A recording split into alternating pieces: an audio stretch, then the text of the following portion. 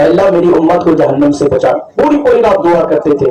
اور یہیں تک بس نہیں بلکہ جب اللہ کے یہاں گئے, معراج میں گئے اللہ رب العزت کی بارگاہ میں, اس وقت بھی فکر تھی, خیال تھا. تو کس کا خیال تھا؟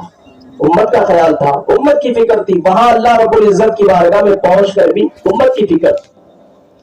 راوی نے بیان کیا کہ جب رسول اللہ صلی اللہ علیہ وسلم کا وصال ظاہری ہوا تو آپ کے لمحائے مبارک ہل رہے تھے.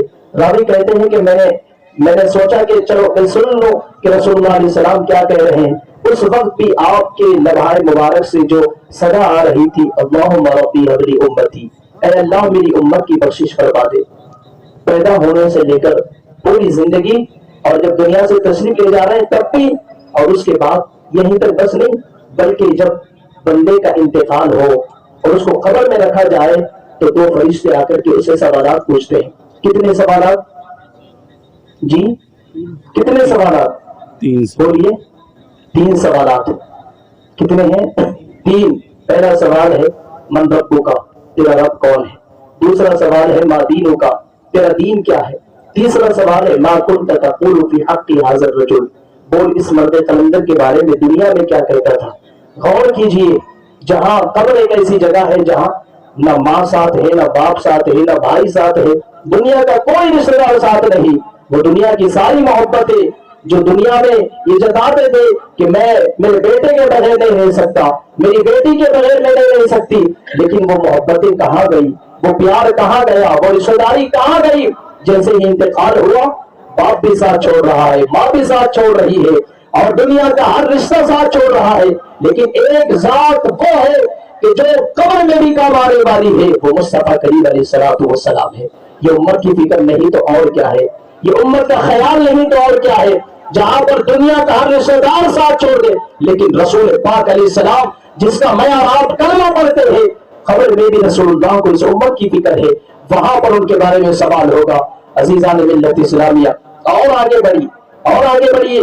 حشر کے میدان میں جب پوری دنیا کو اللہ رب العزت دوبارہ زندہ فرمائے گا, حشر کے میدان میں جمع ہوں گے, اس وقت رسول اللہ صلی اللہ علیہ وسلم, حشر کا میدان 50,000 سے زیادہ جو ہے وہ دن ہوگا, اور اتنا مشکل کہ روایتوں میں آتا ہے کہ گرمی اور تپش اس قدر ہوگی, پسینے کی عالم یہ ہوگا کہ اگر اس میں کشتیاں ڈال دی جائے تو وہ تیرنے لگے. اللہ اکبر. اعمال کے حساب سے اور بندوں کے کرتوتوں کے حساب سے اس کا حشر ہوگا, زمین تابے کی, آسمان سر کے اوپر ہوگا. ایسے مشکل گھڑی اور ایسے وقت میں رسول اللہ علیہ السلام فرماتے ہیں, اے میرے غلاموں میں تمہیں ایک بات بتاتا ہوں, سنو. مجھے قیامت کے میدان میں جب ایسا میدان ہوگا, اتنی پریشانی کی جو ہے وہ جگہ ہوگی, تو مجھے تم 3 جگہوں میں سے کسی ایک جگہ پر تلاش کر لینا. ضرور تم 3 جگہوں میں سے ایک جگہ پر مجھے ضرور تم پاؤ گے.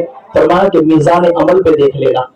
فرمایا اگر مجھے وہاں نہ پاؤ, صحابہ نے کہا یا رسول اللہ اگر ہم آپ کو وہاں نہ پائے, فرمایا پل صراط پر دیکھ لینا.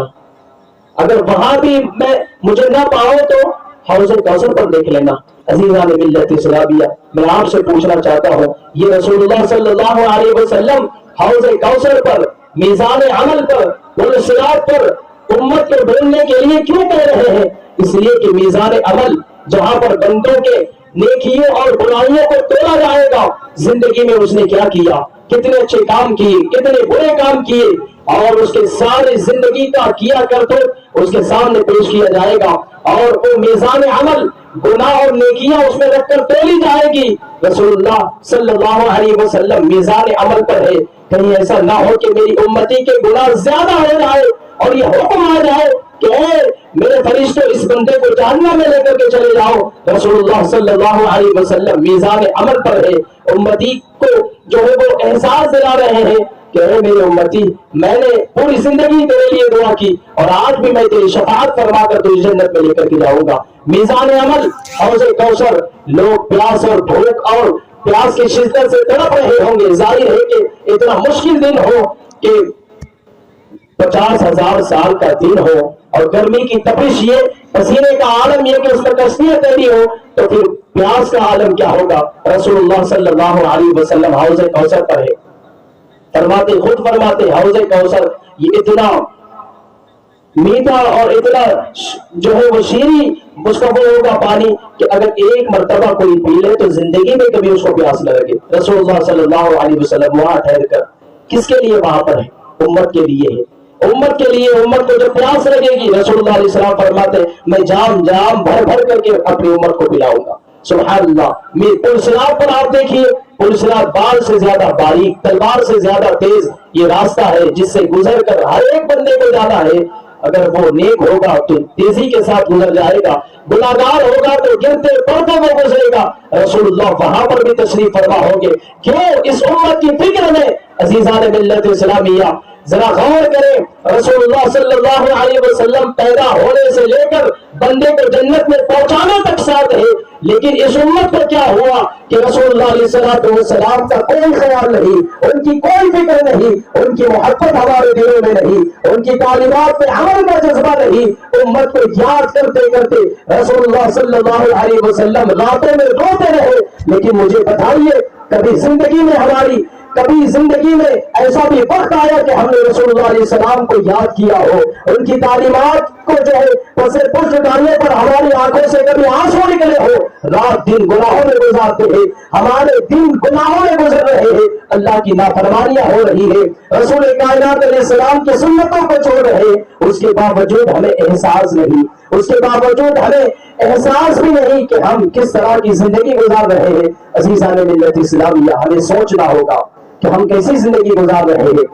میلاد منانے کا مقصد صرف سال میں ایک مرتبہ جلوس نکال لینا، جھنڈے لگا لینا، یہ مقصد نہیں میلاد کا مقصد رسول اللہ علیہ السلام کی عظمت، ان کی شان اور شوکت کو دل میں بٹھا کر ایمان کو مضبوط کرتے ہوئے اپنے عمل کو سدھارنے کا نام میلاد ہے۔ رسول اللہ صلی اللہ علیہ وسلم دنیا میں تشریف لائے، توحید کو آپ نے عام کیا، لوگ کفر و شرک میں مبتلا تھے، ایک نہیں بلکہ کئی خداؤں کی عبادت کرتے تھے۔ دعوت فکر دیتا ہوں کہ لوگوں تم جس کی تمہیں عبادت کرتے ہو، پرستش کرتے ہو، رسول اللہ صلی اللہ علیہ وسلم نے فرمایا یہ تو مخلوق ہے نا، پتھر مخلوق ہے، دیگر چیزیں مخلوق ہے، سوچنا چاہیے۔ قرآن مجید میں اللہ نے جگہ جگہ کہا افلا تعقلون، کیا تمہیں عقل نہیں؟ افلا تتفکرون، کیا تمہیں سوچ نہیں؟ فاعتبروا یا اولی الابصار، اے عقل والو سوچو تو صحیح، خدا وہ کیسے ہو سکتا ہے، وہ رب کیسے ہو سکتا ہے؟ وہ تو مخلوق ہے، اللہ کی پیدا کردہ ایک چیز ہے جس کی تم عبادت کر رہے ہو، جس کو تم خدا سمجھ رہے ہو۔ عزیزان ملت اسلامیہ مصطفیٰ کریم علیہ السلام نے احساس دلایا کہ خدا وہ کہ جس نے زمین کو پیدا کیا، خدا وہ کہ جس نے آسمان کو پیدا کیا۔ خود کہتا ہے قرآن مجید میں امن خلق السماوات والارض، کون ہے جس نے زمین آسمان کو پیدا کیا ہے؟ اللہ کے سوا کون ہے؟ وہ اللہ ہے جس نے زمین، آسمان، چاند، سورج، کائنات کے ہر شے کو پیدا کیا ہے۔ تو عبادت تو اس رب کی ہونی چاہیے جو ایک ہے، اس کے علاوہ کوئی خدا نہیں، اس کے علاوہ کوئی رب نہیں، اس کے علاوہ کوئی معبود نہیں۔ اچھا دو خدا بھی نہیں ہو سکتے؟ قرآن میں اللہ نے فرمایا لو کان آلہۃ الا اللہ لفسدتا، لو کان فیہما آلہۃ الا اللہ لفسدتا، اگر زمین میں اگر دو خدا ہوتے تو زمین میں ضرور فساد ہوتا۔ ٹھیک ہے، کیسے؟ ایک خدا یہ کہتا ہے کہ بارش برسانا ہے، دوسرا خدا یہ کہتا ہے کہ بارش کی بھی ضرورت نہیں، لہذا زمین میں ضرور فساد ہوتا۔ پتہ یہ چلا کہ خدا صرف ایک ہی ہو سکتا ہے، خدا دو نہیں ہو سکتے۔ تو اب ان لوگوں کو سوچنا چاہیے، ہم کسی کے مذہب کو برا نہیں کہتے، لیکن آپ سوچئے اللہ نے آپ کو عقل بھی دیا، اللہ نے آپ کو صحیح سمجھ بھی دی، خدا ایک ہی ہو سکتا ہے، خدا دکھتا بھی نہیں، خدا کی کوئی صورت نہیں ہو سکتی، خدا کی کوئی شکل نہیں ہو سکتی، خدا کا تصور کیا بھی نہیں جا سکتا، لیکن وہ ہے، وہ ہمیشہ سے ہے، وہ ہمیشہ رہے گا، اس کو نہ موت آنی ہے، نہ تو اس کو نیند آتی ہے، نہ تو اس کو اونگ آتی ہے، بلکہ کائنات کے نظام کو چلانے والا وہی ہے۔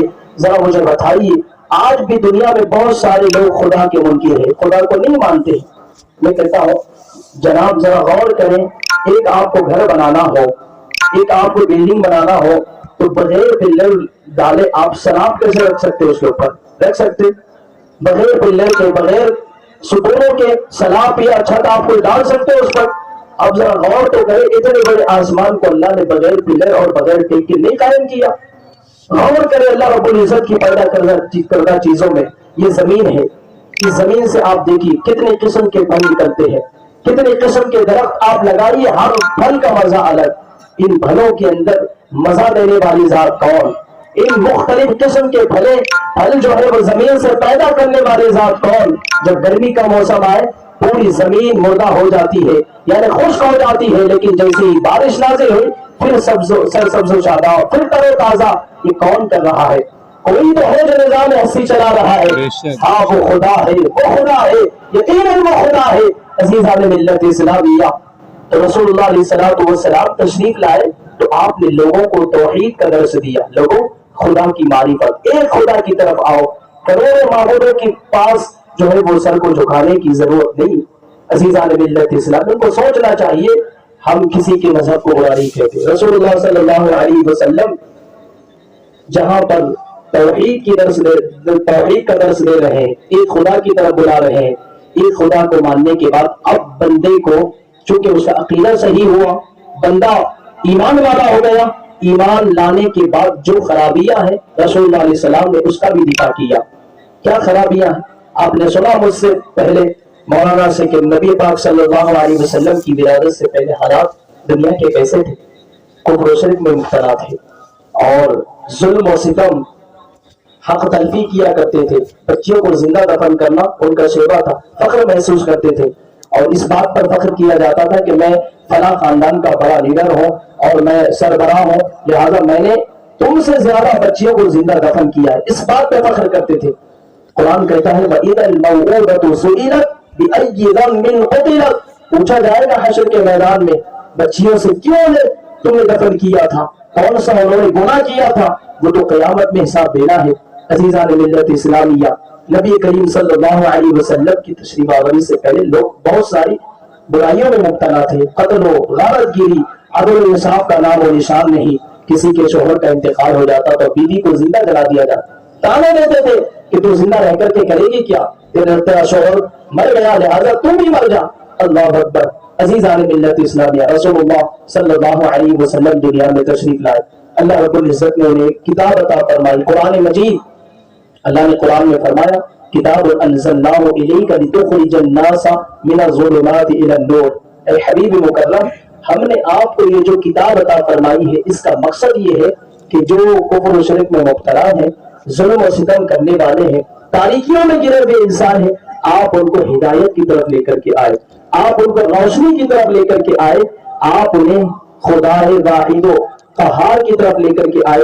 رسول اللہ علیہ السلام کے دنیا میں آنے کا مقصد بگڑی ہوئی قوم کو سدھارنا، کفر و شرک سے بچانا، رب کی معرفت ہے، لوگوں کو سیدھا راستہ بتانا ہے اور مساوات اور عدل و انصاف کا رسول اللہ علیہ السلام نے ہمیں پیغام دیا۔ عزیزان ملت اسلامیہ، ضرورت اس بات کی ہے کہ محض ایک یا دو جلسے میں شرکت کر لینا مکمل دین کو ہم تو سیکھ نہیں سکتے۔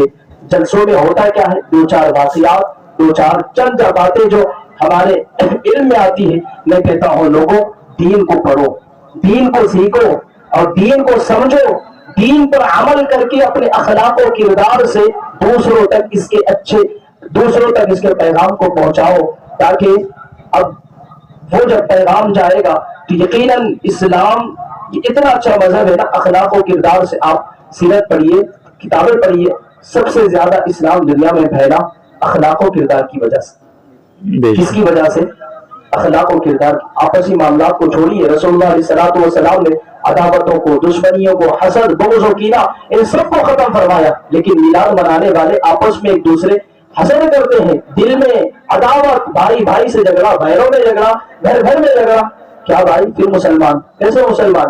رسول اللہ علیہ السلام کا میلاد منا رہے نا، تو یہ عہد کریں کہ اگر ہم سے کسی کا جھگڑا ہوا اور ہمارے دل میں کسی کے بارے میں کچھ ہے تو آپ اس سے معافی مانگی۔ رسول اللہ صلی اللہ علیہ وسلم لوگوں کو معاف کیا کرتے تھے اور آپ نے معافی کی فضیلت بھی بیان فرمائی۔ رسول اللہ علیہ السلام کے اخلاق و کردار کس قدر پاکیزہ تھے۔ حضرت زید بن سامہ رضی اللہ تعالی عنہ، یہ صحابی رسول ہے، اسلام لانے سے پہلے کی بات ہے، یہودی تھے اور بہت بڑے عالم دین تھے۔ نبی کریم صلی اللہ علیہ وسلم نے ان سے کچھ قرض لیا اور یہ بات طے ہوئی تھی کہ اتنے دنوں میں قرض لوٹا دیا جائے گا، لیکن وہ بندہ وہ دن کے مکمل ہونے سے پہلے اس نے رسول اللہ علیہ السلام سے قرض مانگنے لگا. مسجد نبوی میں رسول اللہ علیہ السلام تشریف فرما تھے, حضرت عمر بھی تھے, دیگر صحابہ بھی تھے. وہ مسجد میں آیا اور آ کر کے رسول اللہ علیہ السلام کو برا بھلا کہنے لگا. تو کہا کہ قریش اور آپ کے خاندان والے ایسے ہی ہوتے ہیں. انام شراب اس نے باتیں کی. رسول اللہ صلی اللہ علیہ وسلم نے سنا, آپ نے کچھ بھی نہیں فرمایا. حضرت عمر جلال میں آئے. حضرت عمر تو عمر ہیں, وہ جس راستے سے گزر جائے شیطان بھی پناہ مانگتا ہے. ایسے جلال والے انہوں نے حضرت عمر رضی اللہ تعالی عنہ نے اس یہودی کی طرف نگاہیں تیز کی اور غور کر کے آپ نے اس شخص کو دیکھا. رسول اللہ علیہ السلام فرماتے ہیں, عمر تم کیا کر رہے ہو؟ اے عمر, ہونا تو یہ چاہیے تھا کہ آپ مجھ سے کہتے کہ رسول اللہ صلی اللہ علیہ وسلم آپ اس کا قرض ادا کر دیجئے, لیکن اس سے قرض لے کر ہم نے قرض لیا, قرض دینے کے بجائے آپ اس کو بول کر کے دے کر ہیں. رسول اللہ علیہ السلام نے فرمایا کہ اے عمر, یہ اتنا مال لو, اس کا قرض بھی دے دو.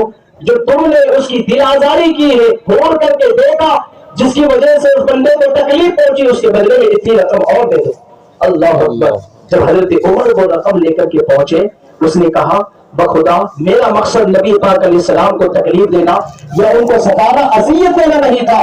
سنو عمر, میں نے رسول اللہ صلی اللہ علیہ وسلم کی جو تعریف و توصیف اپنی کتاب کے اندر پڑھی تھی, میں نے ساری چیزیں وہ رسول کائنات صلی اللہ علیہ وسلم کے اندر دیکھی, وہ ساری خوبیاں میں نے دیکھ لی, لیکن مجھے دو خوبیوں کا مجھے جو ہے وہ پتا کرنا تھا, معلوم کرنا تھا. میں نے اپنی کتاب کے اندر پڑھا کہ وہ نبی آخر الزمان صلی اللہ علیہ وسلم ایسے نرم دل اور اس قدر لوگوں کو معاف کرنے والے ہوں گے کہ لوگ اگر ان کو تکلیف بھی پہنچائے, گالیاں بھی دے, تو وہ الٹا جواب نہیں دیں گے, بلکہ اس کے بدلے میں وہ دعائیں دیتے ہوئے نظر آئیں گے. سلام اس پر کہ جس نے خون کے پیاسوں کو دعائیں دی, سلام اس پر کہ جس نے گالیاں سن کر کے دعائیں دی. جب اس نے یہ کہا اے عمر, حضرت عمر نے جب پیسے دینے کی بات کی, کہا کہ اے عمر مجھے پیسوں کی ضرورت نہیں ہے, میں نے وہ خوبی میں رسول اللہ علیہ السلام کے ذات میں دیکھی, مجھے اسلام قبول کرنا ہے. رسول پاک کی بارگاہ میں شریف فوراً رسول اللہ علیہ السلام کی بارگاہ میں پہنچے, انہوں نے اسلام قبول کیا. تو یہ کیا ہے؟ یہ اخلاق, رسول اللہ صلی اللہ علیہ وسلم کا کردار. اور یہ تو میں اس زمانے کی بات کر رہا ہوں نا. ایک بڑا پیارا واقعہ میں نے کبھی سنا. ایک ہمارے بہت بڑے عالم دین ہے اور وہ مفتی بھی ہے, ابھی میلاد کے حوالے سے 2-4-5 دن پہلے انہوں نے یہ بیان دیا. وہ کہتے ہیں کہ میں ٹرین میں سفر کر رہا تھا, ایک نوجوان میرے پاس آیا اور دن تھا میلاد النبی کا, یعنی 12 ربیع الاول شریف. ایک شخص میرے پاس آیا, نوجوان تھا. اس نے کہا کہ حضرت مجھے کوئی ایسا عمل بتائیے کہ میں آج کے دن وہ عمل کر کے رسول اللہ صلی اللہ علیہ وسلم کو راضی کر لوں اور میں اللہ کے رسول علیہ السلام کی رضا حاصل کر سکوں, یعنی رسول اللہ علیہ السلام کو راضی کروں. آپ نے فرمایا کہ دیکھو میلاد کا دن ہے, لوگ دنیا میں خوشیاں منا رہے ہیں, میں رسول اللہ علیہ السلام کا ایک ایسا عمل بتاتا ہوں, آپ اس پہ عمل کر لیجئے, انشاءاللہ آپ کے اس عمل سے رسول اللہ علیہ السلام خوش ہو جائیں گے. میں بعد میں اس کو بتاؤں گا کہ میں اس کا حوالہ بھی دوں گا, آپ جا کر خود بھی سن سکتے اس بات کو. آپ نے فرمایا کہ رسول اللہ صلی اللہ علیہ وسلم کا ایک عمل یہ تھا کہ آپ بوڑھوں, کمزوروں, ضعیفوں پر آپ شفقت فرماتے تھے, ان سے محبت فرماتے تھے, ان کی خدمت کرتے تھے. لہٰذا آپ دیکھو ٹرین میں اگر کوئی ایسا بندہ یا بندی ہو تو آپ اس کی خدمت کریے, انشاءاللہ آپ کے اس عمل سے رسول اللہ علیہ السلام خوش ہو جائیں گے. میں 1400 سال پہلے کی بات نہیں کر رہا ہوں, میں اس دور کی بات کر رہا ہوں جس دور میں چاروں طرف نفرت اور حسد, بغض و کینہ یہ عام ہے. یہ صرف مسلمانوں کی بات نہیں, دنیا کے ہر مذہب کے اندر یہ چیزیں نفرتیں پھیلتی ہوئی نظر آ رہی ہیں. لیکن لوگوں, رسول اللہ صلی اللہ علیہ وسلم کا ماننے والا کبھی دہشت گرد یا نفرت کرنے والا نہیں ہوتا ہے, بلکہ وہ تو پیار, محبت, امن کا پیغام دینے والا ہوتا ہے. سنو, آپ کہتے ہیں کہ رسول اللہ صلی اللہ علیہ وسلم کی یہ سنت مبارکہ تھی کہ وہ ضعیفوں, کمزوروں اور بوڑھوں سے وہ محبت بھی کرتے تھے اور ان کی خدمت بھی کرتے تھے. چنانچہ وہ شخص کہتا ہے کہ میں نے ٹرین میں دیکھا تو ایک ایسی بوڑھی جس کے ساتھ کوئی دوسرا تھا بھی نہیں, اس کے پاس سامان بہت زیادہ تھا. میں اس کے پاس گیا اور اس بوڑھی کے پاس اور کہا کہ ماں ایک کام کریے, میں آپ کو باہر تک چھوڑ دوں گا, یہ سامان مجھے دیجیے. اس بوڑھی نے کہا کہ میں آپ کے اوپر کیسے بھروسہ کروں کہ آپ مجھے باہر چھوڑیں گے, ہو سکتا ہے کہ آپ میرا سامان لے کر کے بھاگ جاؤ, میں کیسے بھروسہ کروں. اس نوجوان نے کہا کہ دیکھو میں آپ کی خدمت اس لیے کرنا چاہتا ہوں کہ آج کا جو دن ہے آج ہمارے پیغمبر صلی اللہ علیہ وسلم پیدا ہوئے اور ان کی یہ عادت تھی کہ وہ ضعیفوں کمزوروں کی خدمت کیا کرتے تھے. میرا مقصد صرف یہ ہے کہ میں اپنے پیغمبر کو خوش کروں. اس